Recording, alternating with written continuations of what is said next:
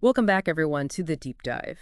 You know the drill. We tackle the big reads, the dense stuff, so maybe you can get the core ideas without dedicating a month to it. Or getting a hernia carrying the book around. Exactly. And today, we're definitely in the heavyweight category. We're looking at Carl Jung's Mysterium Coniunctionis. Bit of a monster, that one. But fascinating. You can actually find the whole thing on the Internet Archive if you're feeling brave after this. Brave is the word. It's, what, nearly 750 pages? Something like that, yeah. So our mission today, basically, is to pull out some key takeaways. What are the big ideas Jung is wrestling with in this huge work? Make it make sense, ideally, without needing a PhD in Jungian analysis or medieval alchemy. We'll do our best, aiming for informative, engaging, and, maybe sparking some thoughts about how it connects to, well, us. Okay, so Mysterium Coniunctionis, the mysterious union, sounds intriguing, maybe a bit intimidating. What's the first big thing we need to get our heads around? Well, the absolute core, I think, is Jung's use of alchemy. Right, the whole turning lead into gold thing. But he didn't actually think people were doing that, did he? No, not literally. He saw the whole practice, all the symbols, the processes, heating things, dissolving them, combining them. He saw it all as a giant metaphor. A metaphor for what, though? For psychology. Specifically for the process he called individuation, becoming a whole, integrated self. Huh. So those old alchemists in their labs, scribbling weird diagrams, Jung thought they were actually mapping out psychological processes without even knowing it. Pretty much, yeah. Yeah. He delves deep into the history and the symbols, showing how these, seemingly bizarre alchemical operations actually mirror the stages and struggles of our own psychological development. Okay, that's insight number one then. Alchemy isn't about gold. It's a symbolic map of inner transformation. I like that. It makes those old texts seem less weird somehow. Less weird, more relevant maybe. He argues they reflect these fundamental steps in how the psyche develops and tries to heal itself. Right. Okay, so that leads to the title, the Conjunctio, the Union. What's being united? Is it like a finally getting your conscious mind to talk to your dreams or something? That's definitely part of it. The Coniunctio is all about integrating opposites within the psyche. Opposites like good and evil or something else. Well, yes, Yeah. potentially, but also things like conscious and unconscious, like you said.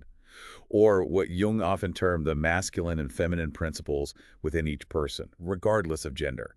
Or even just, the logical side and the emotional side. The part that wants the salad versus the part that wants the fries. Exactly, that internal push and pull. Jung saw alchemy as full of symbols for uniting these opposites. Think of images of the king and queen merging, or the sun and the moon coming together. So those weren't like literal marriage advice. Not exactly. More like symbols for achieving internal balance and wholeness.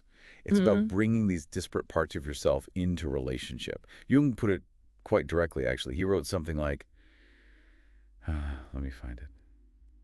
Oh, here.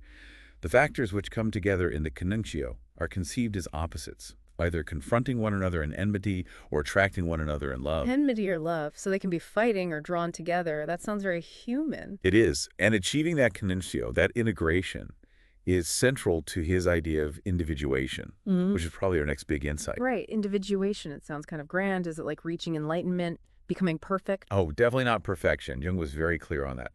Individuation isn't about becoming some flawless ideal. It's more about becoming fully yourself, authentically yourself. Warts and all. Warts and all. It's about acknowledging and integrating all the different bits, the stuff you like, the stuff you don't, the shadow aspects, the potentials.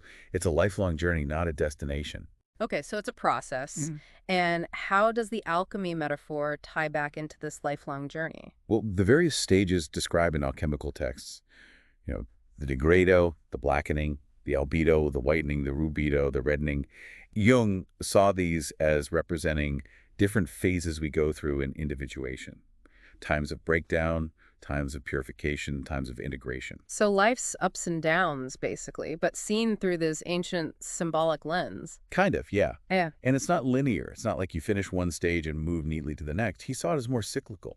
Cycles of differentiating parts of yourself, understanding them, and then bringing them back together into a more complex whole. It's messy. Life is messy. Okay, that makes sense. Individuation as a messy, lifelong journey of becoming more whole, guided by these old alchemical maps. Yeah. Got it. What's the next key piece? Well, you can't really talk Jung without talking about the unconscious, right? True. The deep, dark basement of the mind. Or maybe just the very full and somewhat disorganized attic. Anyway, Mysterium Coniunctionis really digs into the role of the unconscious in this whole individuation process. How so? Jung believed that many of those alchemical symbols, those myths, those figures, Yeah. they weren't just random inventions. He thought they bubbled up from the collective unconscious. That shared layer of like human psychic blueprint. Exactly. And so by studying these symbols, we can get clues about what's going on in our own unconscious, its contents, its dynamics, the patterns playing out beneath the surface. So the alchemists were kind of tapping into this deeper layer without realizing it, and their symbols can help us tap into it too. That's the idea. And Jung stresses that you have to engage with the unconscious to achieve that wholeness, that coniunctio. You need to confront the stuff down there, those fears, the desires, the potentials you've ignored or repressed. You can't unite opposites if you pretend half of them don't exist. Precisely. Trying to achieve individuation without grappling with the unconscious is like, well, like trying to understand a whole story by only reading the first chapter. You're missing most of the plot. Integrating that unconscious material is essential for growth. Okay, that's a lot to chew on. Let's try and synthesize this alchemical brew a bit. Good idea. Let's recap the insights. So first, Jung uses alchemy not literally, but as this incredibly rich metaphor for our inner psychological journey towards wholeness, which he calls individuation. Right. Insight 2. A key goal of this journey is the coniunctio, the mysterious union or integration of opposing forces within ourselves, conscious and unconscious, light, shadow, etc. Third, this whole individuation thing. It's not a quick fix or about being perfect. It's a complex, often messy, lifelong process of becoming more fully and authentically ourselves. And finally, insight 4. The unconscious is absolutely crucial.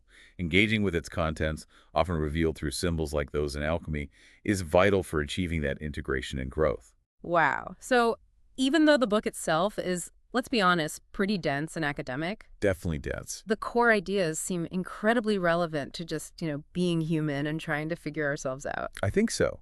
It offers this deep historical perspective on the struggles and triumphs of self-discovery. Looking at how people centuries ago symbolized these processes can, strangely enough, shed light on our own inner workings today. So maybe a final thought for everyone listening. As you go about your day dealing with your own inner conflicts that pull between wanting to relax and needing to get stuff done, maybe. Or bigger things, deeper conflicts. Right. Maybe ask yourself, which opposites in you feel like they're in enmity right now and which feel like they might be moving towards love, towards integration? Is there a little bit of that alchemical process happening inside you? It's a powerful question to sit with. And, if this chat has piqued your curiosity, the full epic journey awaits in Mysterium Coniunctionis itself over on the Internet Archive. Just maybe brew some strong coffee first. Definitely good advice. Thanks for joining us for this deep dive. We hope it gave you some food for thought or maybe some fuel for your own inner alchemy. Until next time. Catch you on the next exploration.